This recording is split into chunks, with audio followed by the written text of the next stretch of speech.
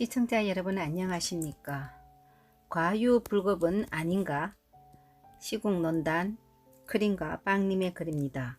모욕죄는 친고죄이므로 고소가 있어야 한다. 고소가 없으면 모욕죄는 기소를 할 수 없다는 것이다. 대법원 2003년도 3972 판결에 의하면 모욕죄에서 말하는 모욕이란 사실을 적시하지 아니하고 사람의 사회가 평가를 저하시킬 만한 추상적 판단이나 경멸적 감정을 표현하는 것이라고 판시하고 있다. 여기에서 모욕의 대상은 사람이어야 한다는 것이다. 어떤 물체나 동물에 대한 모욕적인 행위가 있다고 하더라도 피해자가 될 수는 없다는 것이다. 기사에 의하면 남성 2명이 평화의 소녀상에 침을 뱉었다고 하는 신고를 접수한 안산 상록경찰서는 용의자를 검거하여 이들을 모욕 혐의로 형사 입건할 방침이라고 밝혔다고 한다. 경찰은 소녀상은 위안부 할머니를 기리기 위해 세워진 것으로 별도의 관리 주체에 의해 유지 보수되기 때문에 이들의 행위가 소녀상 관리 주체, 나아가 위안부 할머니에 대한 모욕으로 볼 수 있다고 판단하기 때문이라고 한다. 이 사건이 모욕죄가 되는 것인지 경찰이 입건하여 수사를 할 수 있는 것인지를 한번 살펴보고자 한다. 우선 경찰이 소녀상에 침을 뱉은 2사람을 검거하여 모욕죄로 검거를 하여 입건을 한다고 하는 것이 옳은 것인가 하는 것인데 수사 실무상 지나친 공권력의 개입이다. 모욕죄는 모욕을 당한 사람의 고소가 있어야 하고 고소가 없는 경우에도 수사는 할 수 있지만 앞서서 경찰이 개입하는 것은 적절치 않다.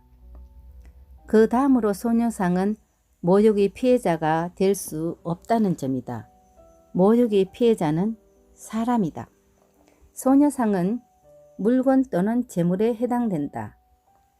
물건이나 재물이 모욕죄의 주체가 된다는 것은 법 해석에 문제가 있다는 것이라고 볼 수 있다.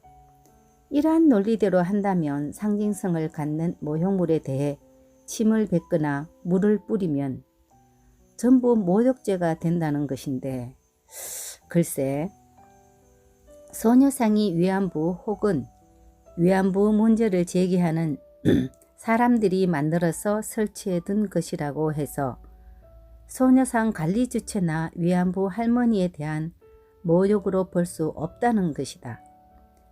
관리 주체를 모욕한 것이 아닐 뿐 아니라 위안부를 모욕한 것이 아니기 때문이다.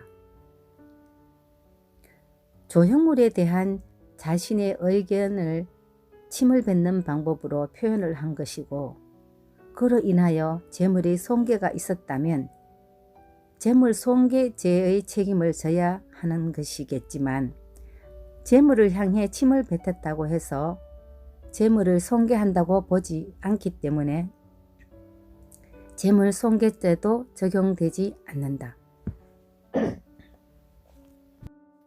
경찰이 입건을 했다고 하니 검찰이 어떤 처분을 할지 그리고 기소가 된다면 법원이 어떤 판결을 할지 지켜봐야 할 것이다.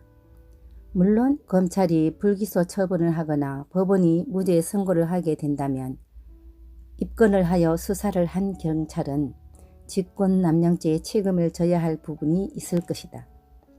어쨌든 대한민국의 검찰, 법원이 어떤 판단을 하는지 어떤 개인이 관리하는 몇 그루의 나무에 친구들의 이름을 붙여 놓았는데 취객이 소변을 보았다면 모욕죄가 되는 것일까? 소녀상이 모욕죄가 된다면 나무 관리인도 합의금으로 부자가 될 수 있지 않을까? 시청해 주신 시청자 여러분 대단히 고맙습니다.